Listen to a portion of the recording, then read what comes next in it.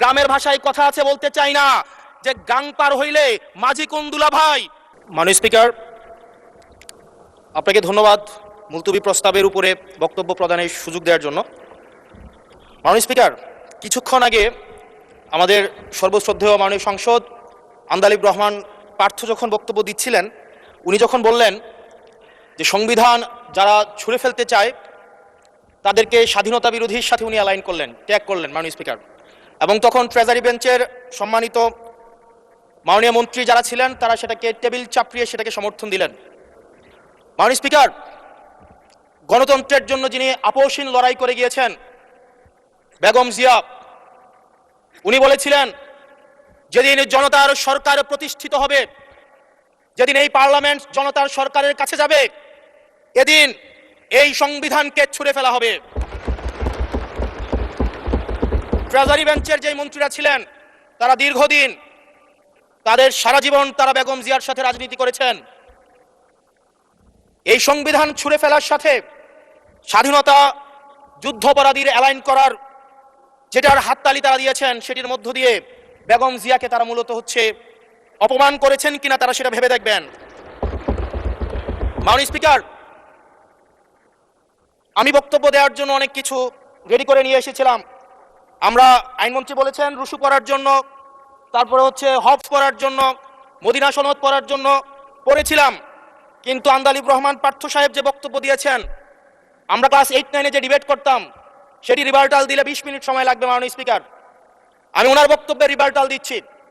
উনি বলেছেন যে আমি কোট করছি, উনি বলেছেন 72-এর সংবিধানের কিছু কিছু বিষয়কে ওনারা সম্মান দিয়েছেন। তার মানে কিছু কিছু বিষয়কে ওনারা সম্মান দেয় নাই। তার মানে এই অভ্যুত্থানের পরে এই সংবিধানের কিছু অংশ ওনারা মেনেছেন, কিছু অংশ ওনারা মানেন নাই। ওনারা কেবল ওই অংশটাই মেনেছেন যে অংশটা ওনাদের পক্ষে গিয়েছে, যে অংশটা ওনাদের বিপক্ষে গিয়েছে এই অংশটা ওনারা মানেন নাই। মাননীয় স্পিকার, এই ধরনের প্রকৃতি সম্পন্ন যারা আছে বাংলাদেশের পার্লামেন্ট যারা দেখছেন তারা সিদ্ধান্ত নেবেন, যারা কখনো কখনো কনফর্মিস্ট, যারা কখনো কখনো রিফর্মিস্ট, তারা মূলত অপরচুনিস্ট। এখন আমি সংবিধানের কিছু কিছু ধারা মানবো, কিছু কিছু ধারা মানবো না। আমি কখনো কখনো সাংবিধানিক, কখনো কখনো আমি অসাংবিধানিক। মাননীয় স্পিকার, যখন ডক্ট্রিন অফ নেসেসিটির প্রশ্ন আসে, মাননীয় স্পিকার, এই এক্সিস্টিং সংবিধান অনুযায়ী যখন 7A এবং 7B বলবৎ থাকে, সেই জায়গা থেকে আইনজ্ঞরা, মাননীয় স্বরাষ্ট্রমন্ত্রী উনি থাকলে ভালো হতো।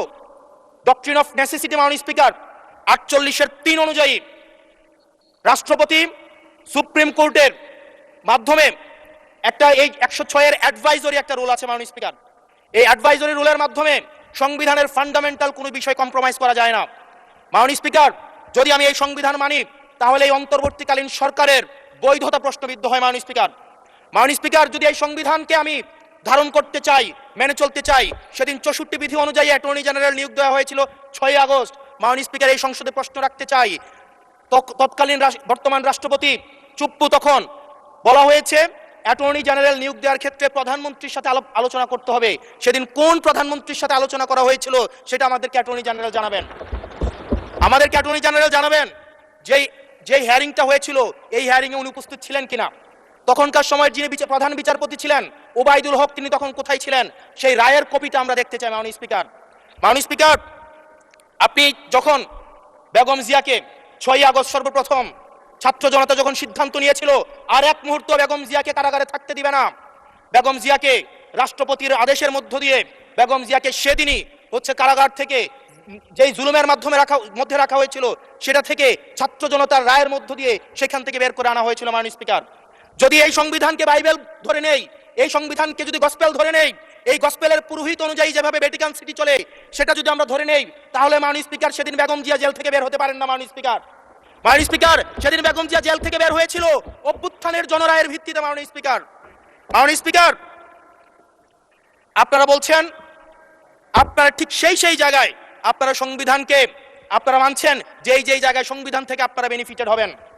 মাননীয় স্পিকার, গ্রামের ভাষায় কথা আছে বলতে চাই না যে গাং পার হইলে মাঝি কোন দুলা ভাই। ছাত্ররা, আপনাদের নেতা কর্মীরা গত 17 বছর ধান খেতে ঘুমাইতে হয়েছে, ত্যাগ তিতিক্ষার মধ্য দিয়ে যেতে হয়েছে। মহাসচিব কান্না করে বলেছে তাদের নেতা কর্মীরা ঢাকায় এসে রিক্সা চালিয়ে জীবন নির্বাহ করতে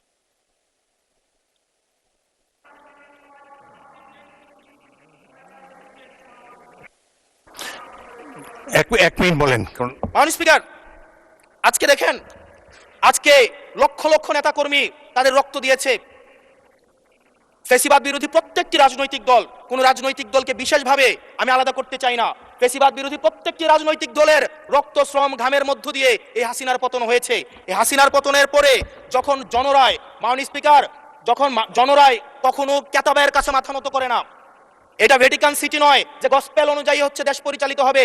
68% জনগণ তারা সিদ্ধান্ত জানিয়ে দিয়েছে এই সংবিধানের যেই বেসিক স্ট্রাকচারাল জায়গায় কোন জায়গাগুলোতে রিফরমেশন আনতে হবে। মাননীয় স্পিকার আন্দালিব রহমান পার্থ সাহেব বলেছেন যে অর্ডারে নাকি হচ্ছে সংবিধান সংস্কার পরিষদের গঠনটা নাই। উনি যদি একটু পরিশ্রম করতেন, জাস্ট একটা পাতা উল্টাইতেন, একটা পাতা পরেই বলা হয়েছে সংবিধান সংস্কার পরিষদ গঠন যদি হেজযুক্ত। ধন্যবাদ মাননীয় সদস্য, ধন্যবাদ।